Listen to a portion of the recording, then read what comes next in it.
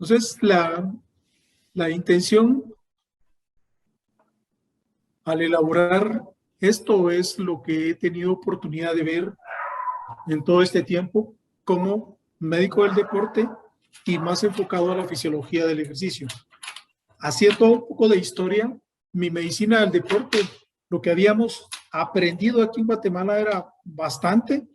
Cuando tuve la oportunidad de hacer mi posgraduación en el Brasil, pues medicina del deporte era muy similar a lo que estamos haciendo acá y me enfoqué bastante en lo que era el ejercicio en todas las enfermedades del área de medicina interna como tal. Entonces estuve en un hospital enfocado en el área de cardiología, pero viendo todos los aspectos del área de medicina, en traumatología, en gastro, en endocrino, y en cada una poniendo nuestro grano de arena en cuanto al beneficio del ejercicio en el organismo. Por ello, la primera que ustedes ven ahí, que el organismo sometido a ejercicio activa diversos sistemas. Todos los sistemas se activan con el ejercicio y tiene su razón de ser para poder obtener una buena respuesta al trabajo que se está haciendo y poder ir mejorando y que va a posibilitar la acción de lo que más se mueve. Y aquí es el músculo que ya conocemos desde el punto de vista músculo liso, músculo esquelético y músculo cardíaco, teniendo cada uno de ellos una orientación bien específica al respecto de esto, con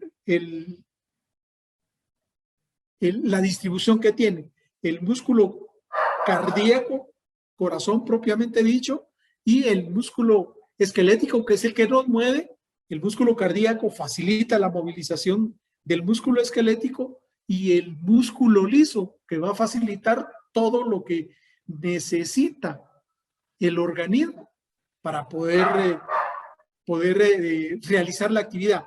El corazón distribuye oxígeno y nutrientes, y el músculo liso del intestino va a facilitar la absorción de todos esos nutrientes para que el corazón pueda distribuirlo, el organismo pueda absorberlo y poderlo utilizar en donde sea necesario para ello como tal. Entonces, la fisiología del ejercicio nos va a permitir ver todo eso, ver cómo ocurren cómo el organismo puede responder al trabajo que se está haciendo. Este trabajo que lo está haciendo la musculatura lisa y el resto de organismo tratando de complementar o realizar lo que nosotros definimos dentro del deporte, el gesto deportivo. Cada deporte tiene un gesto específico para poder ser, tiene características o tiene un perfil específico para poderse desenvolver adecuadamente dentro de eso. Entonces, un poco de historia, la fisiología que deriva del latín y del griego, que deriva de quién es el encargado del estudio de la naturaleza. Por lo tanto, la fisiología se definiría como el tratado de la naturaleza del ser vivo. Hablando que la fisiología del ejercicio se va a basar tanto en lo que ocurre en la naturaleza como lo que ocurre en los animales, y dentro de los animales el mismo hombre, que forma parte de un organismo bastante complejo celular y que requiere de muchos elementos del medio ambiente para poderse desenvolver adecuadamente. Otras definiciones: la rama de la biología, que estudia los cuerpos ya organizados y el estudio de las funciones de la materia viva, intentando explicar todos los factores físicos y químicos causantes del origen, el desarrollo y la progresión de la vida. Analizar esos factores físicos, como lo es la energía como tal, que se transforma en el organismo en forma química y que pueden dar origen al movimiento como tal, que es como podemos representar nosotros los aspectos fisiológicos del organismo. Según el tipo de contracción, ya lo definimos como algo dinámico, isotónico, que se modifica la longitud muscular, y estático, los isométricos, que son de escasa duración y provocan serios cambios fisiológicos en el organismo. Esos, tanto lo dinámico, que serían todos los deportes, y lo estático, algunos deportes, como el levantar una pesa y lograrlo a mantener 5 o 10 segundos arriba para poder clasificarse dentro de, o poder realizar el gesto deportivo que lo está pidiendo, eso va a ocasionar muchos cambios en todo el organismo para poderlo realizar en corto periodo de tiempo, y lo que me va a dar la información para poder distribuir la energía y clasificar la energía y clasificar los diferentes movimientos que nosotros tenemos. Pero vamos a distribuirlos inicialmente en procesos dinámicos y estáticos. El funcionamiento biológico normal del cuerpo. ¿Qué es el funcionamiento biológico normal? ¿A qué le vamos a llamar normal? A tener una frecuencia cardíaca que va a estar entre 60 y 80, 90 latidos por minuto, menos de 60 bradicardia, más de 100 taquicardia. Ese funcionamiento biológico que nos va a permitir mantener temperatura, estado osmolar y movilidad, que son parte de las principales funciones del cuerpo, y el funcionamiento de nuestros sistemas, desde cómo funciona una célula, cómo funciona el conjunto de células que forman un órgano, y cómo ese órgano va a funcionar dentro de un sistema para poder satisfacer todas las demandas que el organismo pueda estar teniendo, y en nuestro ambiente interno.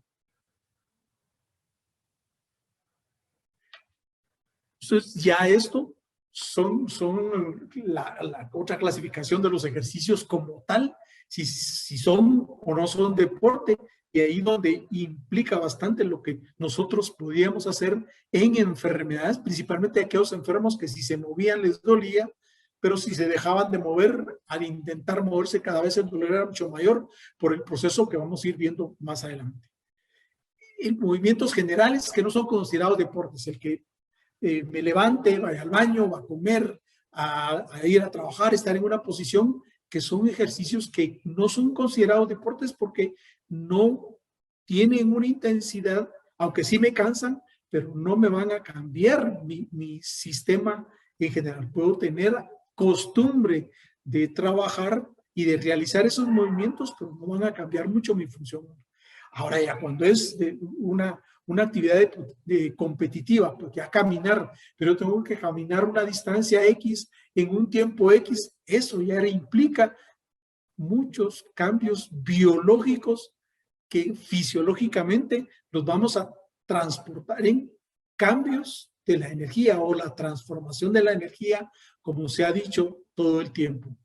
Según el volumen de la masa muscular, movimientos locales, solo las manos, regionales, pues la parte de miembros superiores, miembros inferiores, y globales cuando ya trabaja tanto el tronco como miembros inferiores, dentro de lo que pudiéramos definir como el movimiento que está haciendo. Entonces, sigue siendo una ciencia que va a estudiar la respuesta del organismo a las cargas físicas, y ahí es donde la fisiología y el ejercicio juega un papel importante. Cómo se comportan cada una de las células de nuestros sistemas y órganos a las diferentes cargas de trabajo o físicas que lo pueda dar. A caminar más rápido, a levantar más carga, a movilizarme, movilizar una máquina como una bicicleta, o un remorgómetro, una lancha, un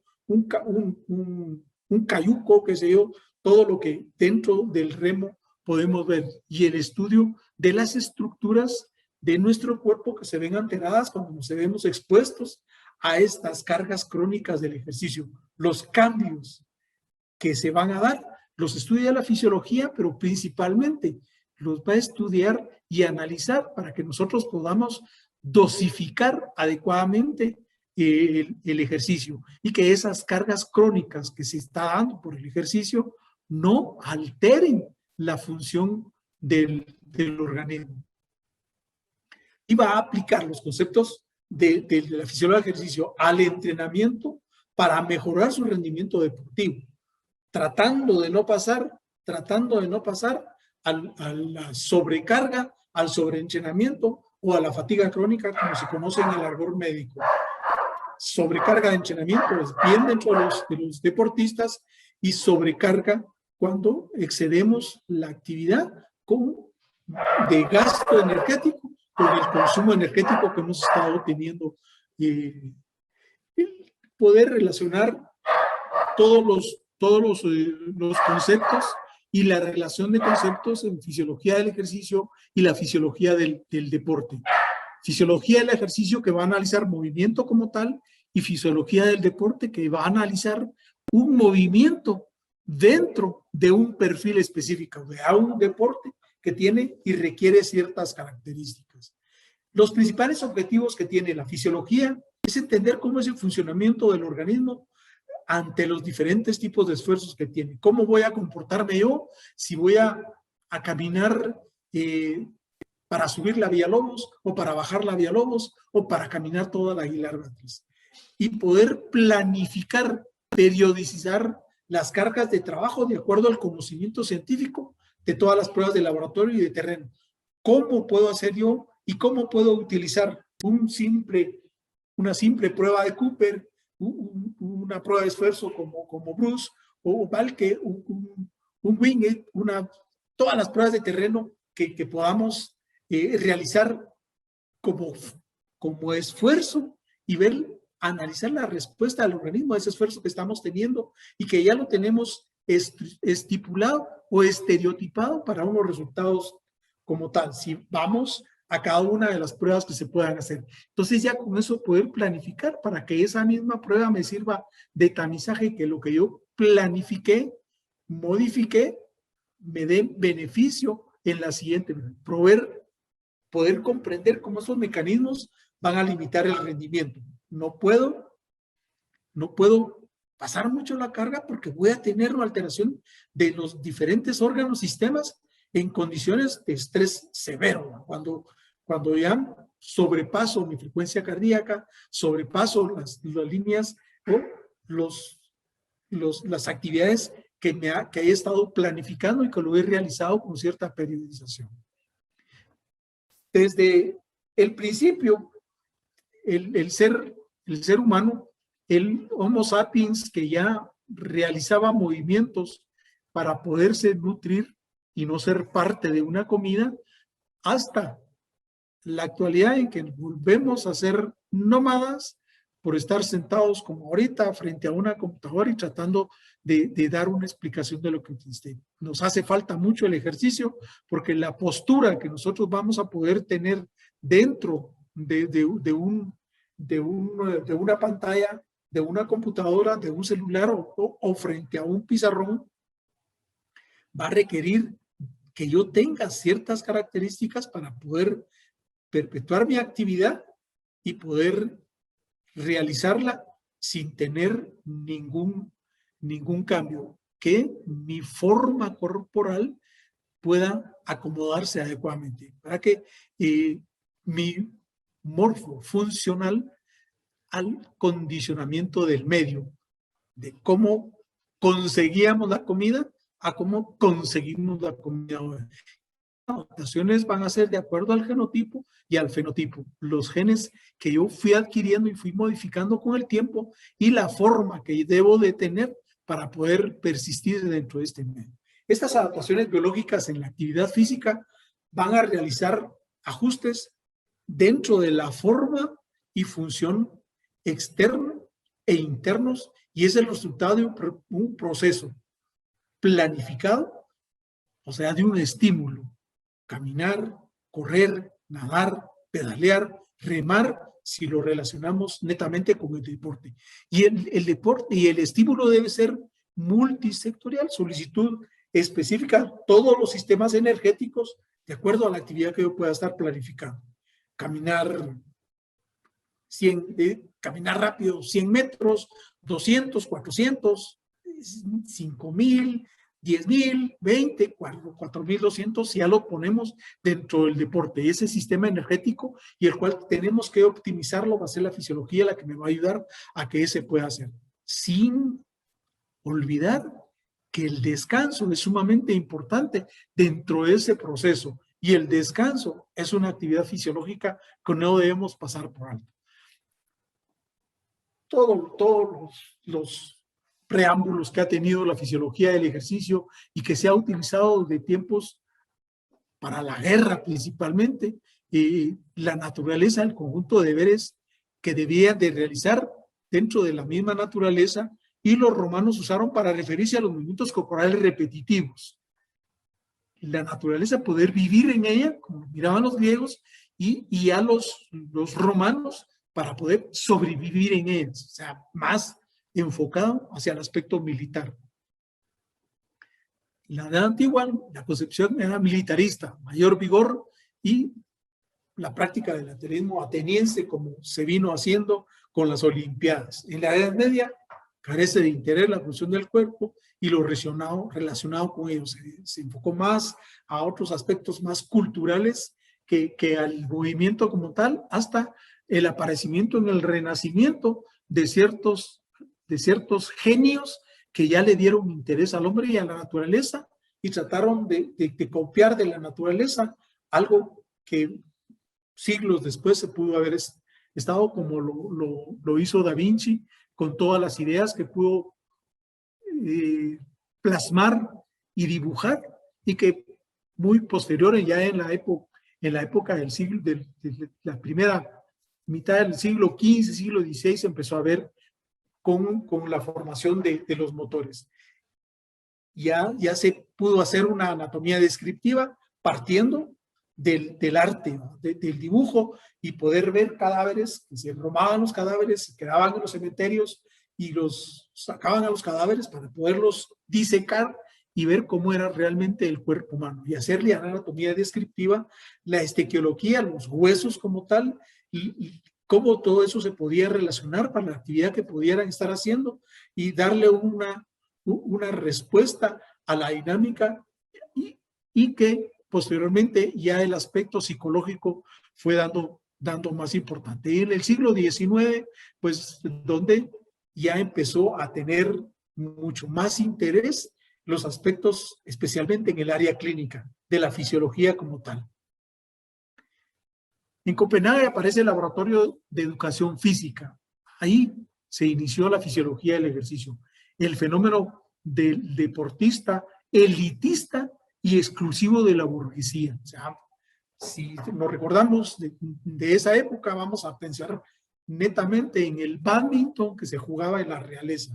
Luego, los avances científicos al analizar, porque algunos podían tener mucho más resistencia, porque las personas del color podían tener mejor forma muscular y ser bastante más fuertes, cómo se podía regular todo eso, cómo poder integrar los modelos diferentes de los mecanismos implicados en ese movimiento, y cómo la tecnología que ahora estamos disfrutando aprimoró todos estos. La necesidad inicial fue de los militares para saber cómo los soldados podían responder mejor en campaña. ¿Qué de los militares estamos utilizando en el deporte actualmente?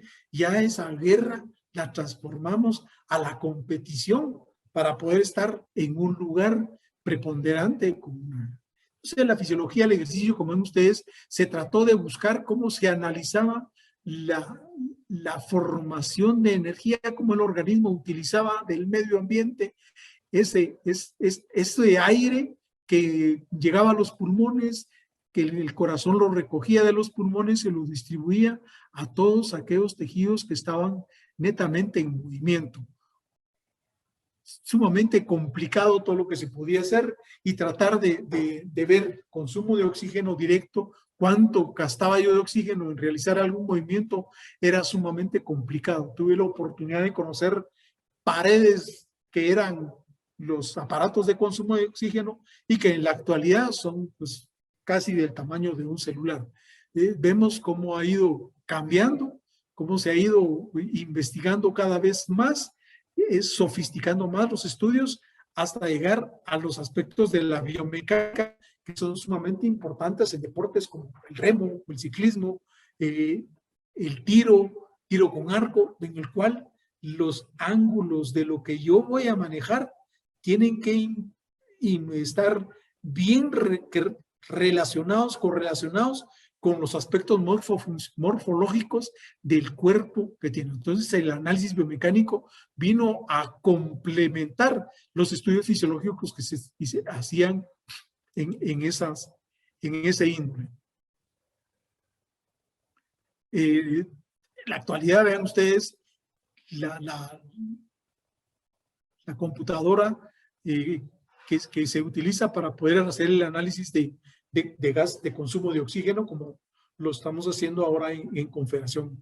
En las bicicletas que cada vez pueden tener más resistencia, puedo medir cuál es la fuerza que puedo estar teniendo en las bielas, y algunos tienen la fuerza que puedo aplicar en los brazos en el momento de pedalear, como lo hacen algunos cuando el grado de dificultad está haciendo. Todo esto es lo que vino a primorarse en el siglo XIX y que mejoró y se pudo entender con mucho mejor base lo que se había dicho con anterioridad.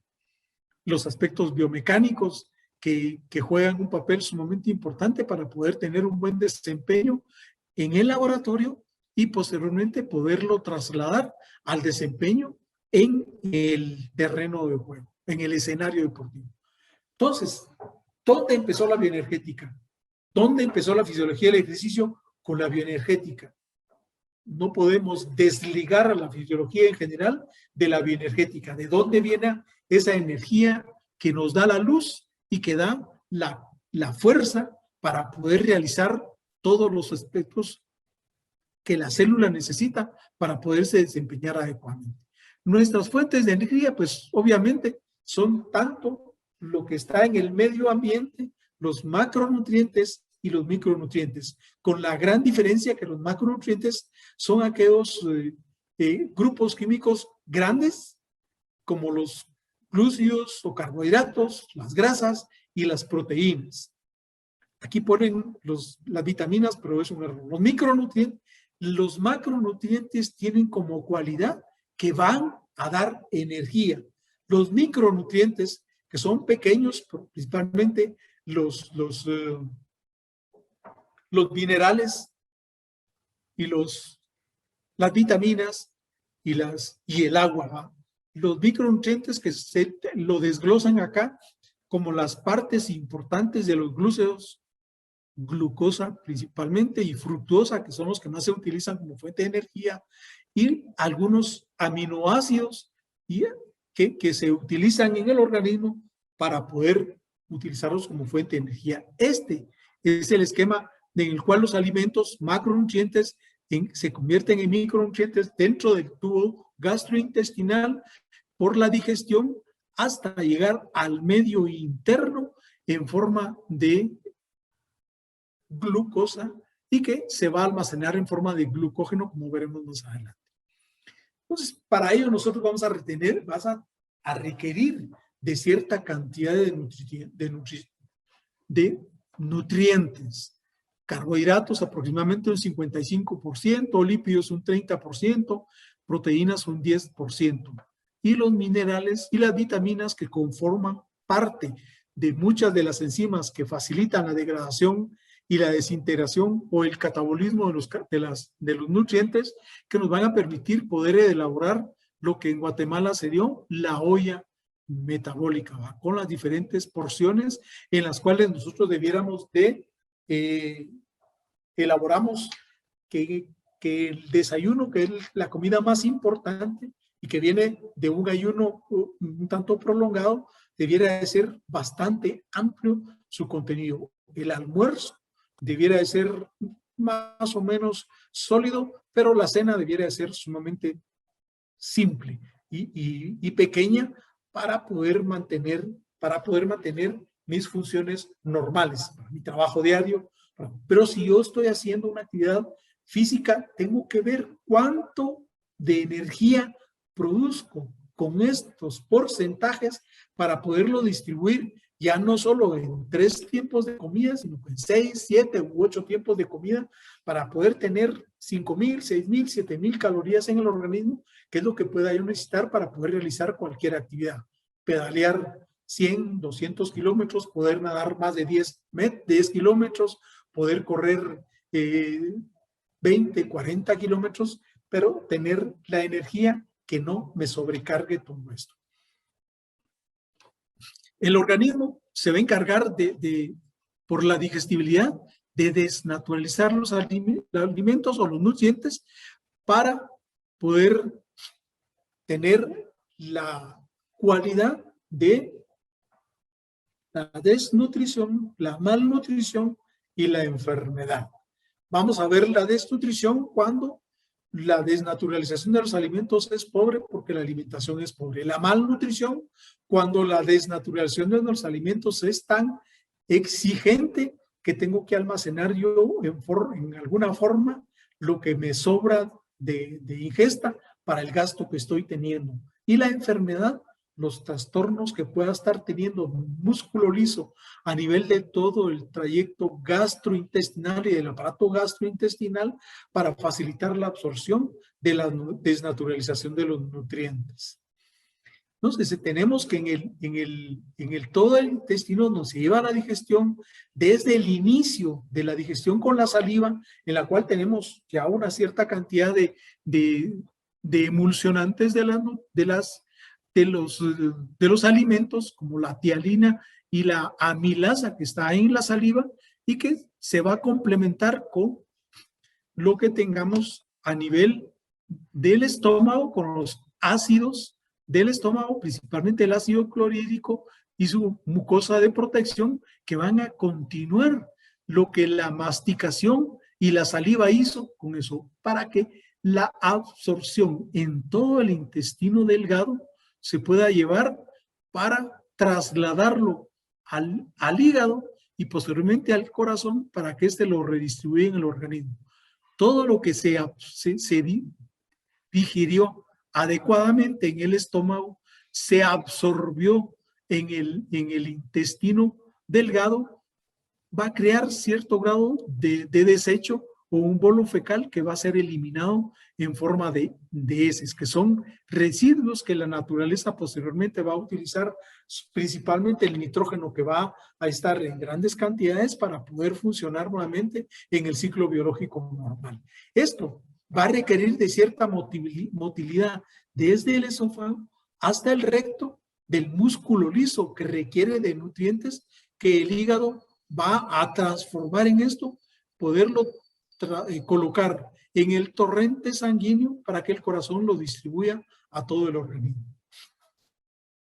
Y las diferentes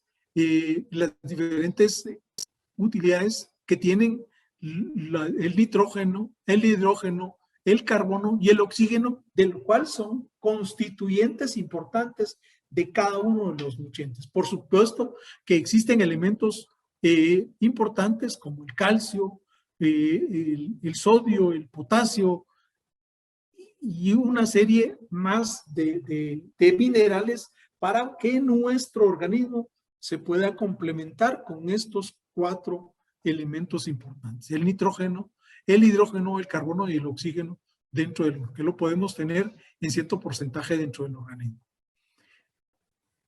Las moléculas esenciales, como lo vimos: el oxígeno, el carbono, el nitrógeno, el hidrógeno, que son base de la vida. Esto es los constituyentes de los carbohidratos, de las grasas, de las proteínas, y que el organismo va a transformar, va a destruir para poder tener energía como tal y poder hacer que la célula funcione de alguna manera.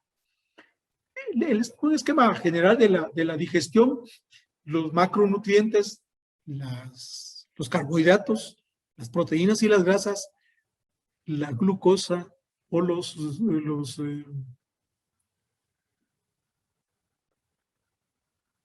ácidos grasos y los aminoácidos, que son en este esquema, los micronutrientes, van a pasar a la digestión, ser asimilados por la absorción, pasar al torrente sanguíneo, a la sangre, y luego a los órganos y tejidos del medio interno, Y esto por la digestión, por el aparato digestivo, para que el organismo pueda funcionar como tal, fisiológicamente hablando. El hombre es un ser heterótrofo, quimiótrofo y organátrofo. Entonces, términos que tienen su razón de ser. La fuente de energía principal en el organismo es el ATP. Todos los macronutrientes se van a destruir, se van a degradar, se van a catabolizar para producir ATP. La energía que el organismo utiliza es el ATP. Y así es como lo vamos a tener guardado en el organismo, por reacción. Y lo vamos a obtener por las reacciones químicas independientes como la oxidorreducción, el efecto del oxígeno y la aceptación de los electrones y el hidrógeno para poder funcionar tanto dentro del aspecto de la degradación de las glúcidos. Y usa fuentes de carbono que moviliza los electrones orgánicos. El carbono es uno de los elementos del esqueleto de los nutrientes, de las moléculas esenciales del organismo, que va a mantener y a unirse con el oxígeno, el nitrógeno, el hidrógeno para formar los diferentes macronutrientes y micronutrientes que el medio interno va a utilizar para poder obtener por óxido de reducción la energía necesaria para poder.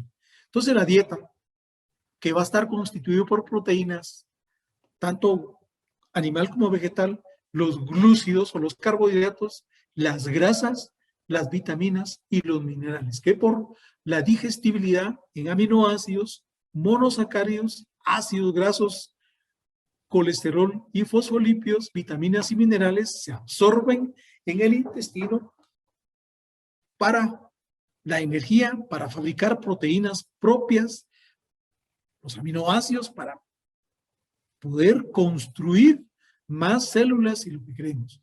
Los glúcidos son los que van a dar bastante energía, igual que los lípidos, para energía y poder fabricar membranas, porque las membranas de las células están constituidas por aminoácidos y grasas. Y las vitaminas y minerales conforman parte de las coenzimas y de las enzimas que van a facilitar el proceso de absorción y de digestión como tal. Entonces, las zonas de almacenamiento de energía de los nutrientes, de los triglicéridos, las proteínas y la glucosa, dentro del músculo, dentro del tejido subcutáneo, en el hígado y en la sangre. Aquí es donde vamos a mantener almacenado todo eso para poderlo utilizar cuando el organismo lo pueda estar exigiendo. Entonces, el proceso metabolismo vamos a sintetizar por anabolismo todos los precursores de el ATP, todos los precursores. Y aquí vamos a ver cómo la degradación anabólica de los carbohidratos, de las proteínas y las grasas, vamos a llegar a producir ATP, como la degradación de las grasas y en el organismo que tenemos también como depósito los carbohidratos, las proteínas por catabolismo, pues, por anabolismo. La función de ATP, vamos a construir el cuerpo. Y el catabolismo de los carbohidratos, grasas, proteínas, vamos a producir ATP, pero vamos a dar residuos o desechos, que es agua y CO2, que es esa serie de reacciones químicas que ocurren en el interior de la célula y que nos van a permitir crear la energía biológica útil y poder fabricar nuevos alimentos.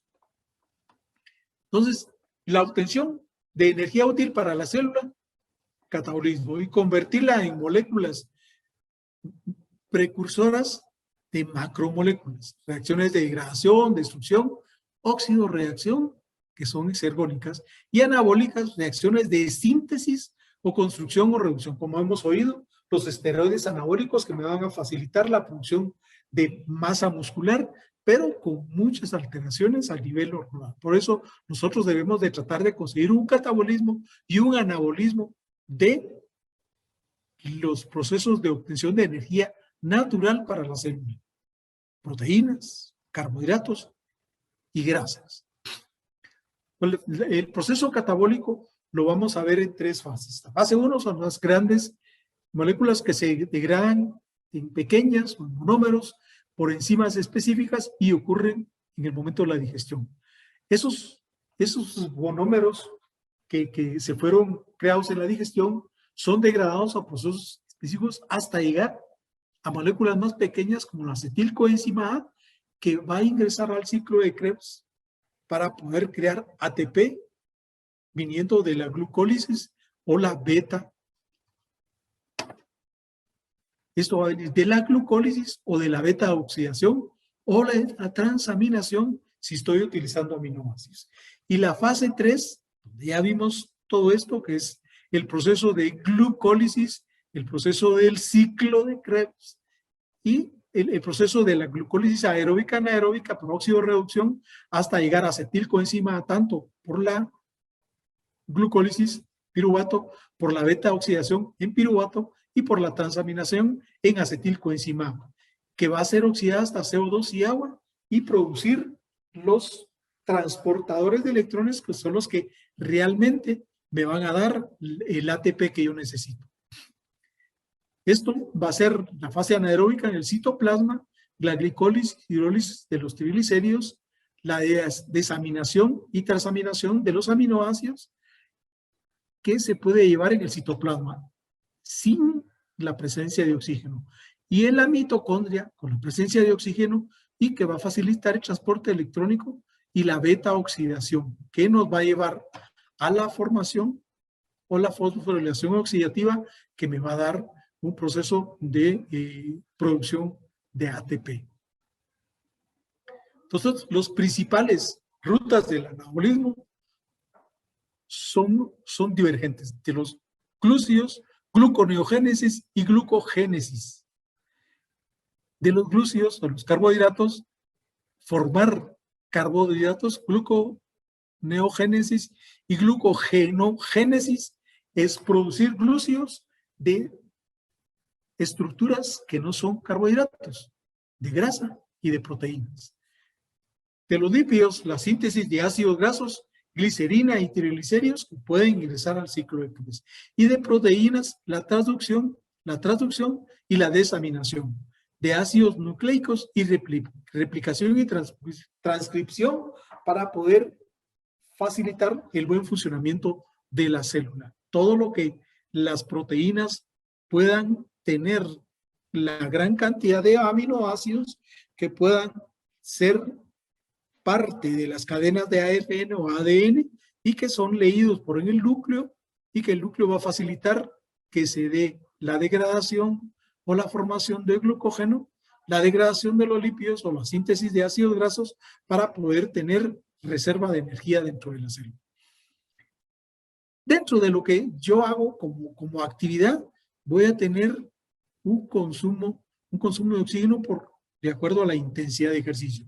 El consumo de VO2 máximo, consumo máximo de oxígeno, representa la cantidad de oxígeno que yo puedo utilizar del medio ambiente y poderlo llevar hasta el músculo que esté metabólicamente activo para poder realizar ese ejercicio de intensidad y que se pueda lograr mantener sin deteriorar mi organismo. Esto es lo que básicamente la fisiología del ejercicio va a tratar de interpretar y proyectar a los planes de entrenamiento que se puedan estar teniendo. Es los fosfatos de adenosina, el ATP, que es la molécula de alta energía, que tenemos las 3 moléculas de ATP, la adenina y la ribosa, que son parte de la fosfocreatina, que son parte de la adenosín trifosfato y que lo vamos a obtener por la degradación o el catabolismo de los carbohidratos, de las proteínas y de las grasas, que que son nuestras fuentes importantes de energía dentro del organismo. Entonces, tenemos que recordar que el ATP, adenosín trifosfato, adenosín, porque está formada por adenina y ribosa, y trifosfato porque tiene 3 moléculas de ATP. El rompimiento de este enlace es lo que me va a producir energía. La glucosa, los triglicéridos y las proteínas se van a transformar en ATP. Y va a facilitar transporte y va a facilitar otras reacciones químicas y el trabajo mecánico, la contracción muscular como tal, el desplazamiento de las proteínas de contracción dentro del músculo. En la digestión, la secreción glandular, la transmisión nerviosa, el impulso, la circulación y la síntesis, todo esto requiere de ATP, principalmente la contracción muscular. El hecho de poder transmitir un impulso nervioso o el arco reflejo, si lo que es lo práctico, requiere de consumo de ATP, no digamos la circulación con la contracción muscular, la síntesis de nuevos tejidos, el poder utilizar los aminoácidos para producir más músculo, porque yo requiero de más volumen para poder tener mejor rendimiento, y modulado por la secreción de glándulas, de las hormonas, para que todos los órganos puedan funcionar en una forma ordenada. Pero todo esto requiere todo el tiempo de energía, como lo es ATP, que fue la molécula que vimos con anterioridad. El músculo esquelético, de los cuales conocemos el músculo esquelético cardíaco y el esquelético o estiado, que proporciona energía mecánica para el desplazamiento.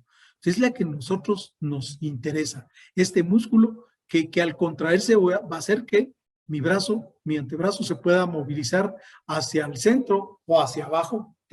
Pero todo esto, esta contracción muscular dentro de la célula muscular lisa, dentro de la célula muscular, va a requerir del ATP para que pueda realizarse la contracción muscular. La masa muscular, 50% de la masa muscular de todo el cuerpo va a integrar el 70% de función de todo el organismo.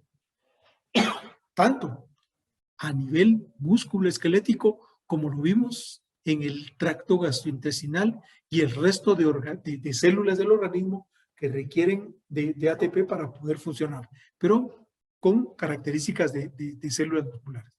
El proceso de contracción muscular inicia con la llegada de un potencial de acción, ATP, y que va a liberar sustancias en el espacio sináptico para que esa neurona pueda darle información a la placa neuromuscular para el proceso de acción dinámica de contracción, de movimiento excéntrico o concéntrico y excéntrico, que va a definir uso de energía.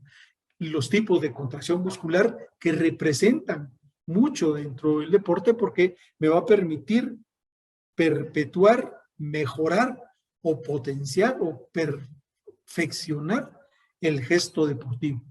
Los tipos de contracción muscular: la isotónica, la isométrica, la isotónica y la isocinética. La isotónica, que es concéntrica y excéntrica, como vemos aquí, concéntrica hacia el centro, y a la hora de bajarla va a ser excéntrica, pero es isotónica, un solo. La isométrica, que es la que no tiene mucho acortamiento muscular, como por ejemplo ponernos a estirar tratando de empujar una pared.